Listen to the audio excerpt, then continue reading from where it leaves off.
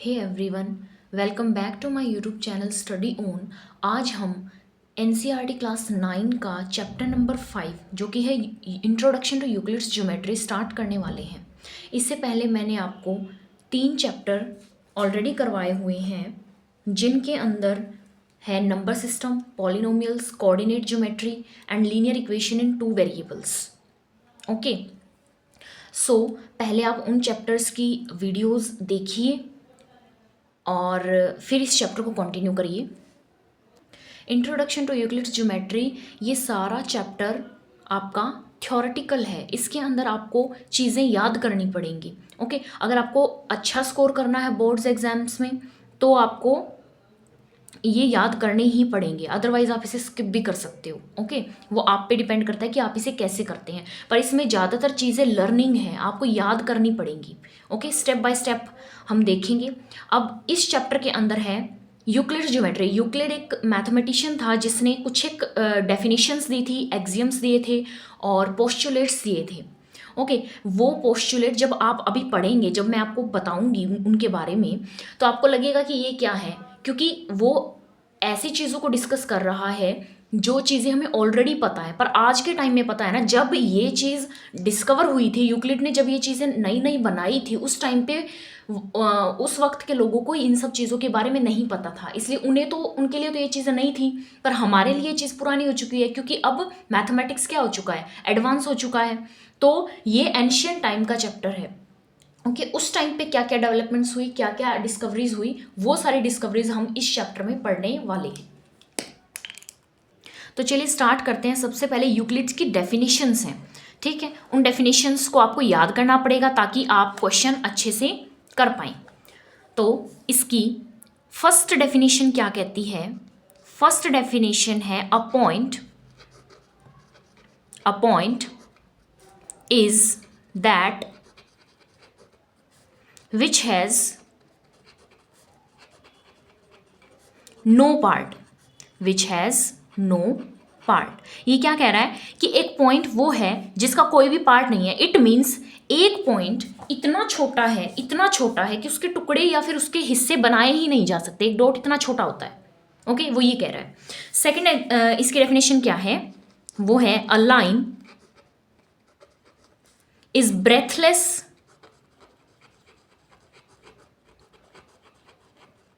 Length.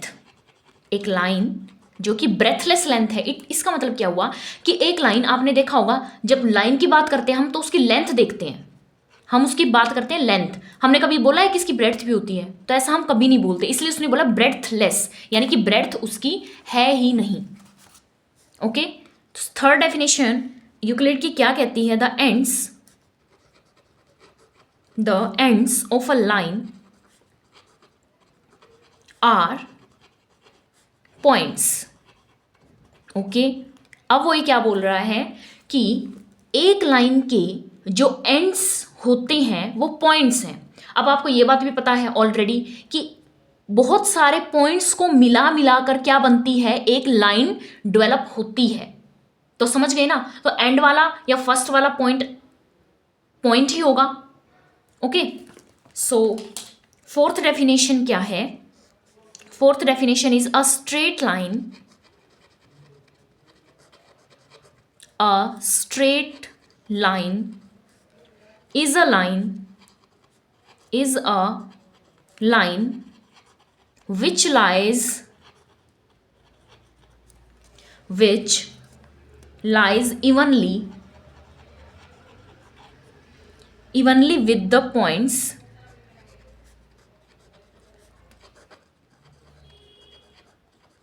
on itself।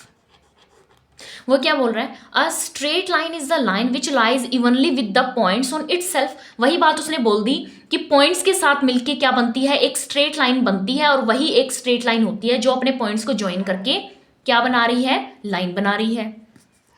Fifth definition क्या है? A surface is that which has length and breadth only. Surface के बारे में आप ऑलरेडी जानते हो, क्योंकि सरफेस का एरिया आपने पढ़ा हुआ है, जैसे surface of rectangle, surface of square, surface of triangle, आपने ये सारे एरियाज पढ़े हुए हैं already. A surface is that that which has length and breadth only, which has length and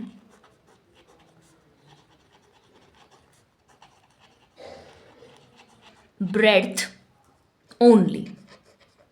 okay एक सरफेस वो होता है जैसे कोई भी सरफेस हो उसकी एक लेंथ होगी एक ब्रेड्थ होगी, ठीक है। कोई भी सरफेस है कैसा भी आप ले लीजिए, एक लेंथ होगी एक ब्रेड्थ होगी। सेम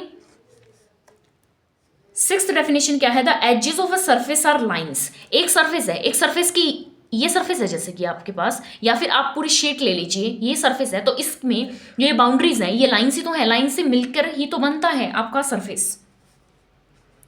बाउंड्रीज जो होती हैं वो लाइंस होती हैं, एजेस जो एजेस हैं सरफेस की वो क्या होती हैं, लाइंस होती हैं। The edges of a surface are lines. Okay clear. Now seventh definition which is the last definition, a plane surface is a surface which lies evenly with the straight lines on itself. A plane surface is a surface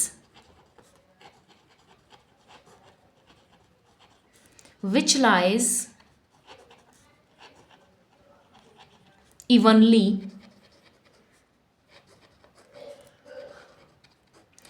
with the straight line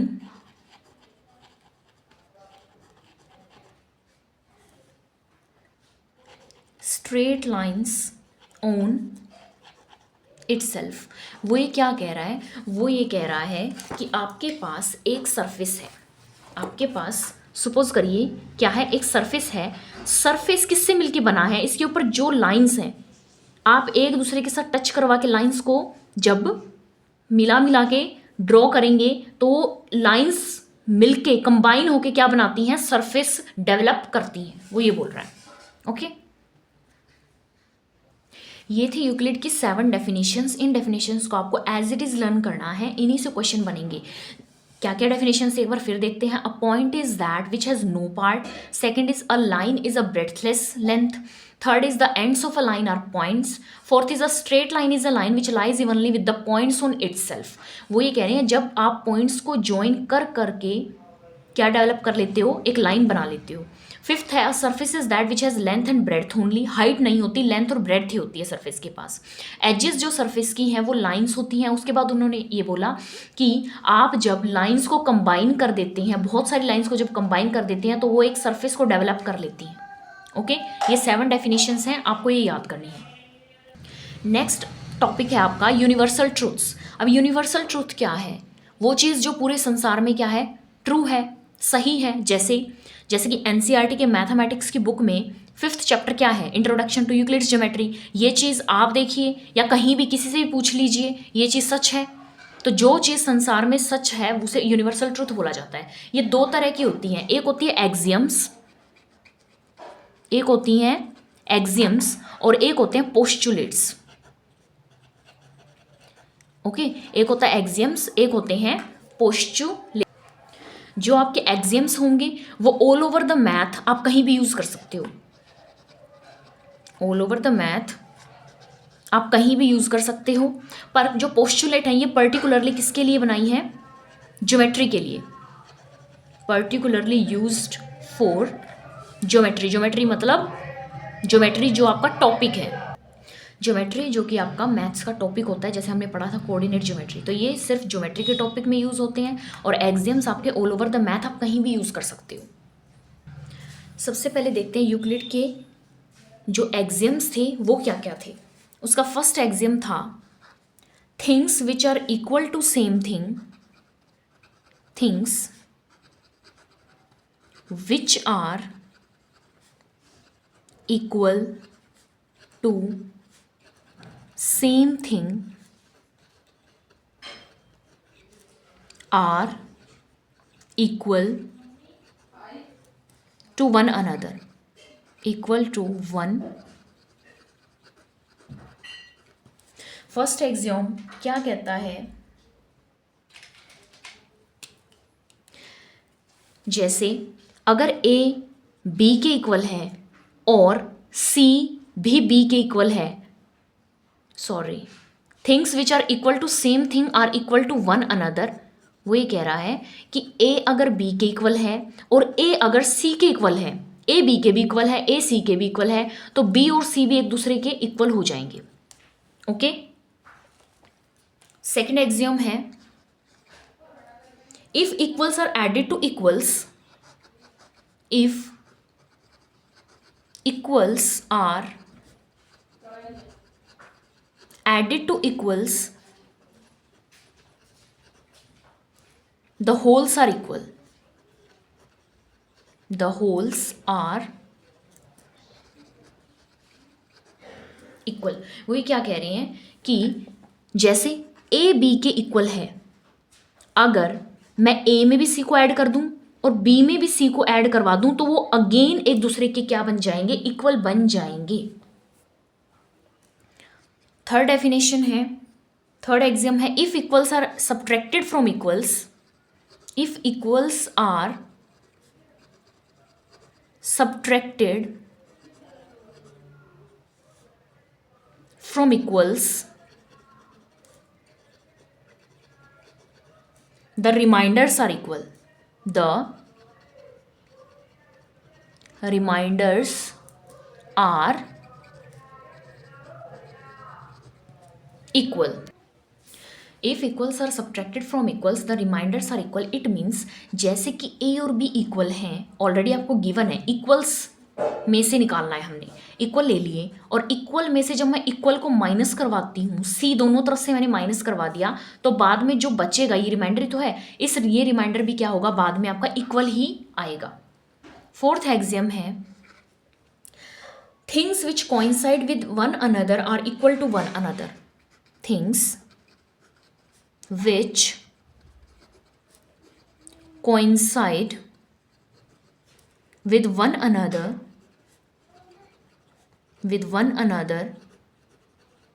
are equal to one another, are equal to one another।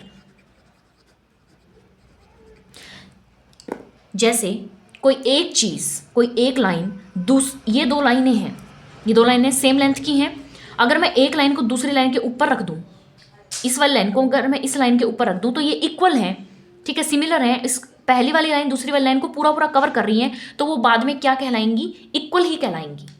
पहले दो different थी, बाद में अगर वो coincide कर जाती हैं, पहली वाली लाइन दूसरी वाली लाइन को पूरा पूरा छुपा लेती है, तो इट मीन्स वो इक्वल हैं, वो ये कह रही हैं।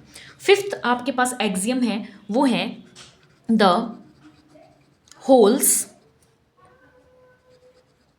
the whole is greater than a part, the whole is greater than a part।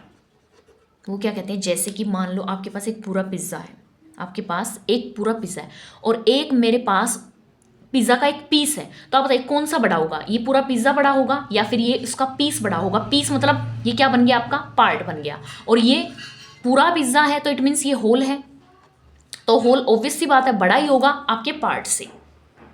I hope आपको ये समझ आया होगा। सिक्स्थ है, things which are double of the same thing are equal to one another, things which are double of the same thing, things are equal to one another, are equal to one another। क्या कह रहे हैं वो कि मान लो कि एक बच्चा है, उसकी एज मेरी एज से डबल है, ठीक है, और एक और बच्चा है, दूसरा बच्चा, उसकी भी एज मुझसे डबल है, ठीक है, दोनों की ही एज मुझसे डबल है, तो इट मीन्स उन दोनों की एज इक्वल हो जाएगी। ओके, यही बात वो ये बोल रहे हैं कि सेम थिंग के साथ अगर कोई भी दो चीजें हैं वो डबल आती हैं, तो आपस में वो जो डबल वाली चीजें हैं वो इक्वल हो जाएंगी। सेम आपका सेवंथ पॉइंट है, अगर ऐसे ही मैं बोलूं, एक बच्चा है उसकी एज मुझसे हाफ है, आधी है, और दूसरा भी बच्चा है उसकी भी एज मुझसे आधी है, तो जिन बच्चों की एज मुझसे आधी है दोनों की एज एक दूसरे के क्या हो जाएगी, इक्वल हो जाएगी। Things which are half of the same things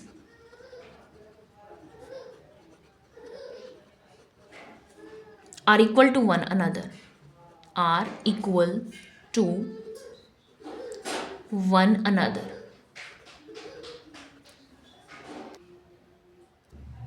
Euclid's के जो एक्सियोम मैंने आपको बताए वो आपको नंबर वाइज ही याद करने हैं। जैसे जो नंबर 1 पे है वो नंबर 1 पे ही होना चाहिए, नंबर 2 वाला नंबर 2 पे ही होना चाहिए। पर जो यूक्लिड की डेफिनेशंस आपको बताई थी वो आप आगे पीछे कर सकते हैं।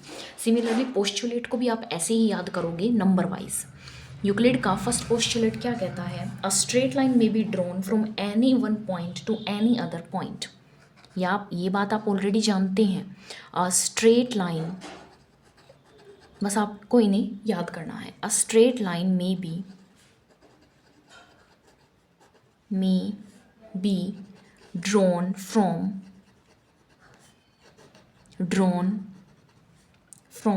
Any one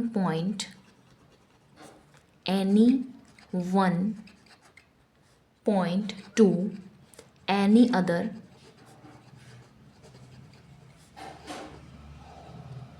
point.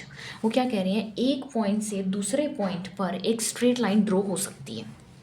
ओके, कैसे, एक पॉइंट ले लिया और ये दूसरा पॉइंट ले लिया, इन दो एक पॉइंट से दूसरे पॉइंट तक एक स्ट्रेट लाइन ड्रॉ की जा सकती है। यही आपका यूक्लिड का फर्स्ट पोस्टुलेट है। नाउ सेकंड पोस्टुलेट इसका क्या कहता है, सेकंड पोस्टुलेट से पहले इसी पोस्टुलेट की एक सब डिवीजन है 1.1 कह के हम इसका नाम रखेंगे। क्या है, given two distinct points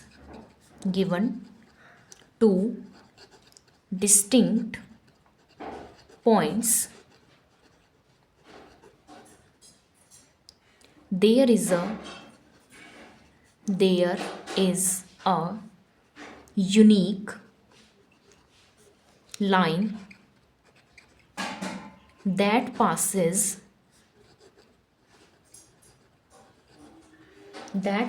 through them।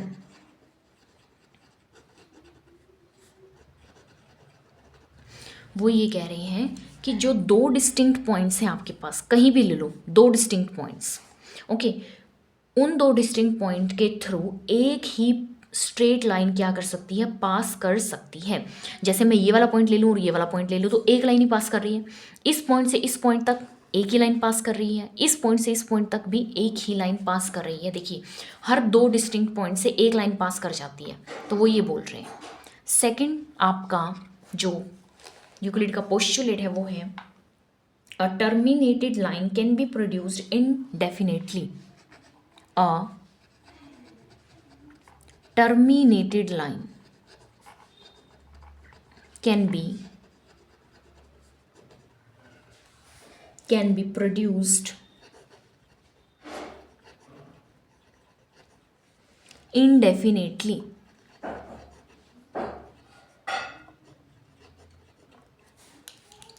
एक लाइन है आपके पास, ओके, उस लाइन को आप दोनों तरफ से क्या कर सकते हो, किसी भी तरफ इंक्रीज कर सकते हो, प्रोड्यूस कर सकते हो। सेकंड पोस्टुलेट आपका ये कहता है।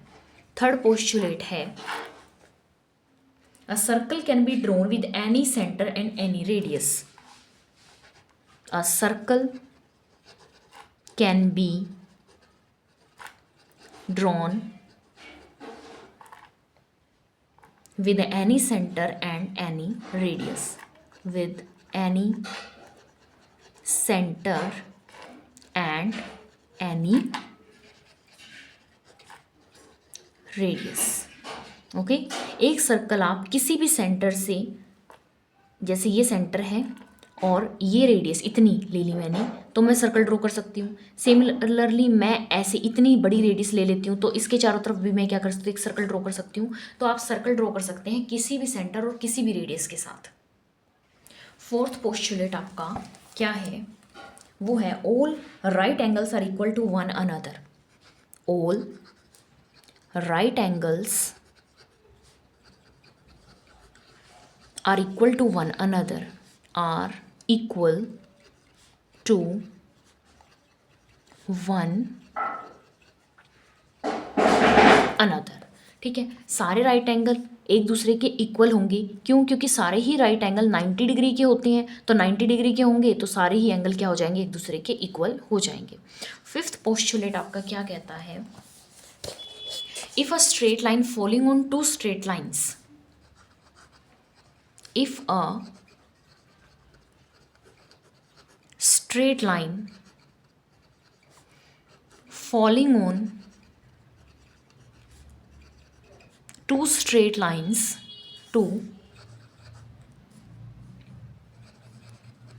दो स्ट्रेट लाइन है, उनके ऊपर एक और स्ट्रेट लाइन पास करवा के ड्रॉ कर दी गई, makes the interior angles on the same side, makes the interior angles on the same side of it taken together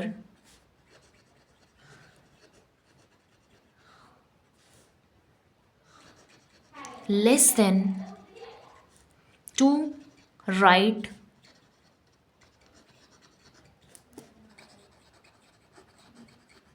angles, then the two straight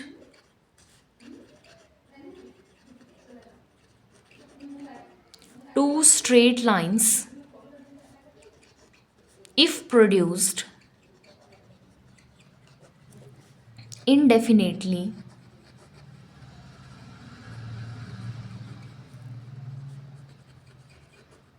meet on that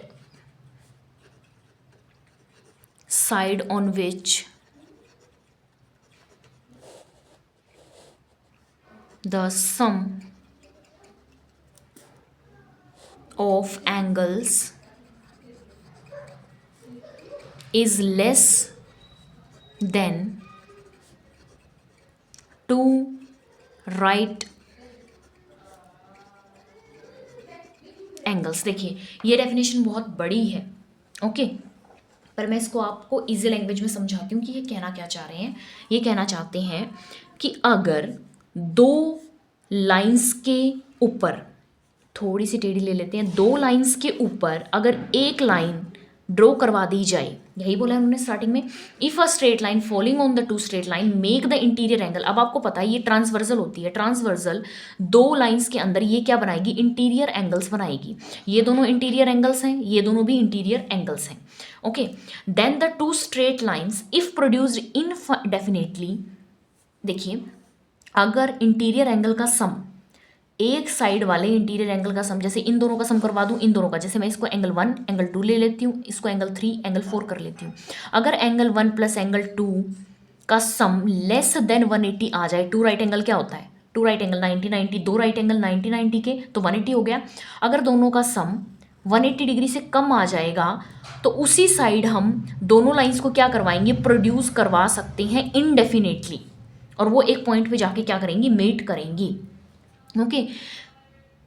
समझ आई बात? यही इस definition में बोला गया है, which the sum of angle is less than the two right angles. एक बार फिर बताती हूँ, दो डिस्टिंक्ट स्ट्रेट लाइंस के ऊपर अगर एक ट्रांसवर्सल ड्रॉ कर दी जाए तो इंटीरियर एंगल्स बनेंगे। एक साइड के इंटीरियर एंगल्स अगर लेस देन 180 डिग्री आ रहे हैं, जिस तरफ 180 डिग्री से कम आ रहे हैं, वो वाली साइड आपकी क्या करवा सकते हो आप, उनको आप प्रोड्यूस कर सकते हो और ज़्यादा इंक्रीज कर सकते हो। ये थे आपके यूक्लिड के 5 पोस्टुलेट्स। अब देखिए कुछ एक एग्जांपल करते हैं हम रिलेटेड टू एक्सियम्स। आपने एक्सियम्स क्या क्या पढ़ी थी, देखते हैं आपको कितनी याद है। फर्स्ट एग्जांपल है A is same weight as B. अगर ए का वेट बी के बराबर है and C is of the same as, sorry यहाँ आप एज करिए, एज, ओके।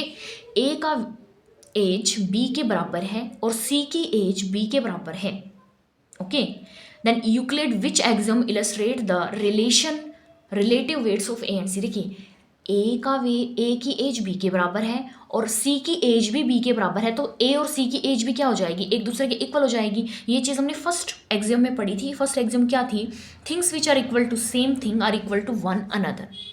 तो ऐसे आपको टिक करना है, ऐसे आपके क्वेश्चन आएंगे। सेकेंड आपका एग्जाम्पल है, it is known that if X plus Y is equal to 3 then X plus Y plus B. देखिए मैंने बी बी दोनों तरफ ऐड कर दिया, इक्वल्स के अंदर इक्वल्स को क्या करवा दिया, ऐड करवा दिया।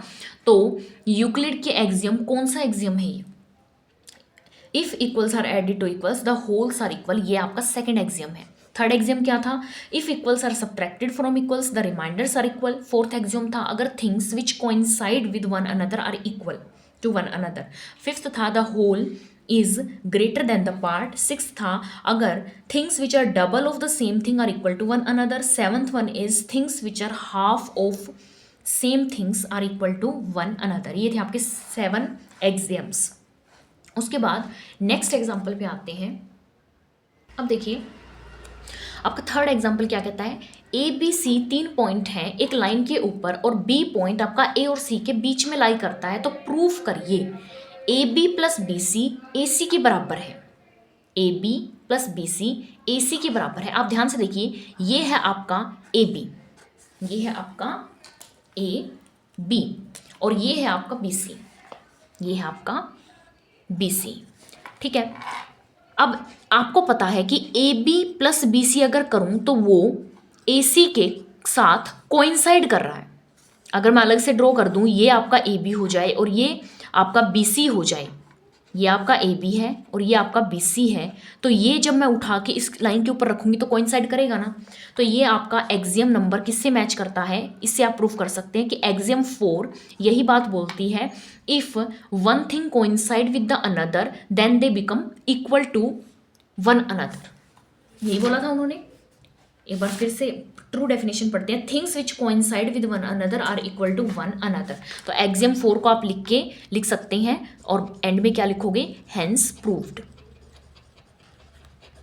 बस आपको यही बताना था कि एक्सियम 4 इससे रिलेट करता है, एक्सियम 4 इससे रिलेट करता है। देखिए आपके पास नेक्स्ट एग्जाम्पल है, 2 distinct lines can not have more than 1 point in common.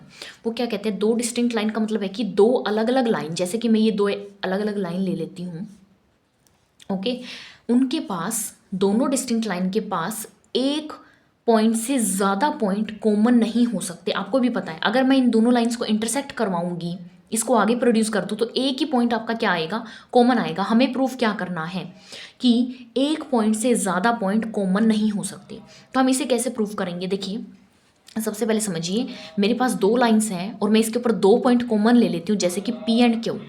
एक ये वाली लाइन है मेरे पास, ठीक है, एक ये वाली लाइन है, इसके ऊपर भी मैं same points P and Q को ही क्या कर लेती हूँ, लेट कर लेती हूँ कि पी और क्यू इस पे भी है और पी और क्यू इस पे भी 2 पॉइंट हैं।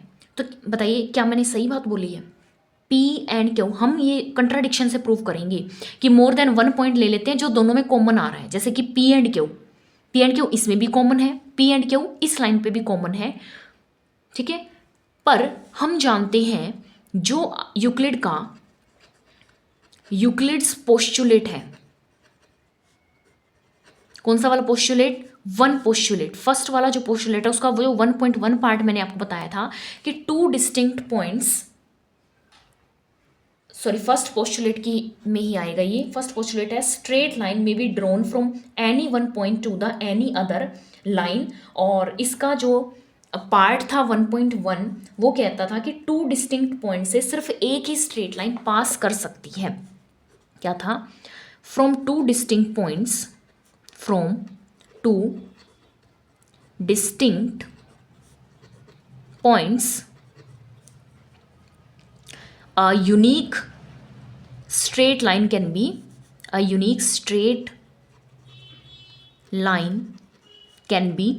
drawn। ये आपका क्या कहता था, पोस्टुलेट का सब पार्ट आपको कहता था। तो मैंने तो माना था कि P और Q इस लाइन पे भी कॉमन है, P और Q इस लाइन पे भी कॉमन है, तो सेम अगर दोनों में ही कॉमन है दोनों पॉइंट, तो दो लाइंस कैसे ड्रॉ हो सकती हैं दोनों पॉइंट से? नहीं हो सकती ना, एक ही लाइन ड्रॉ हो पाएगी। तो इट मीन्स मैंने जो अजम्पशन की थी वो मेरी गलत थी, तो कंट्राडिक्ट हो गया। हम ऐसे इसे प्रूफ कर सकते हैं। तो देखिए इसको आप लिखोगे कैसे, अगर आप इसको प्रूफ करना चाहो तो कैसे करोगे? सबसे पहले मेरे पास गिवन है, गिवन क्या है? 2 लाइन्स ले लीजिए, 2 लाइन्स। मैं इनका नाम ले लेती हूँ A and B, A and B. To prove, prove क्या करना है? A and B can not have more than 1 point in common, can not have more than 1 point in common. अब प्रूफ पे आइए। प्रूफ में हम लेट कर लेते हैं, let P and Q are 2 points which 2 points on A and also on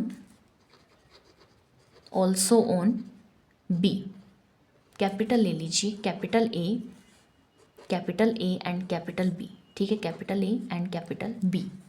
okay, let P and Q are 2 points which are on A and also on B, जैसे कि मैंने ड्रॉ किया था, आप भी ड्रॉ कर सकते हैं। ये आपकी लाइन हो जाएगी,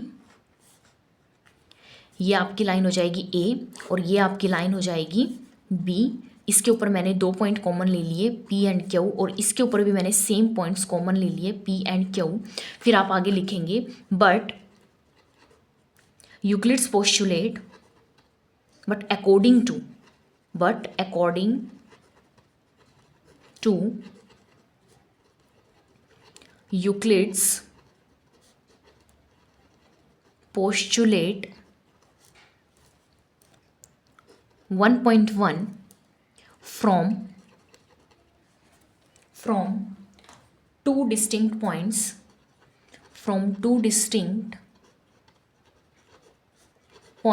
a unique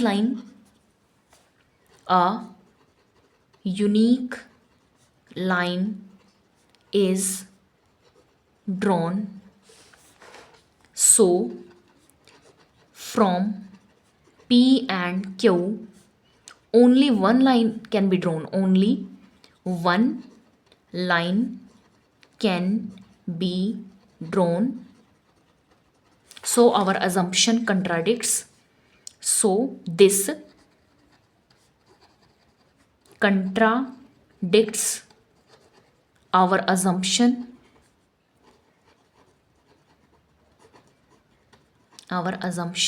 a line cannot have two distinct lines cannot have more than 1 point in common. 2 distinct lines cannot have more than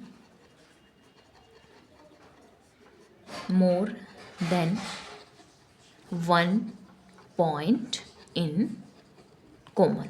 तो आप ऐसे लिख सकते हैं, वरना आपको देखकर ही पता लग गया था कि आप एजम्पशन एज्यूम कर करके इसे कर सकते हैं कंट्राडिक्शन की हेल्प से।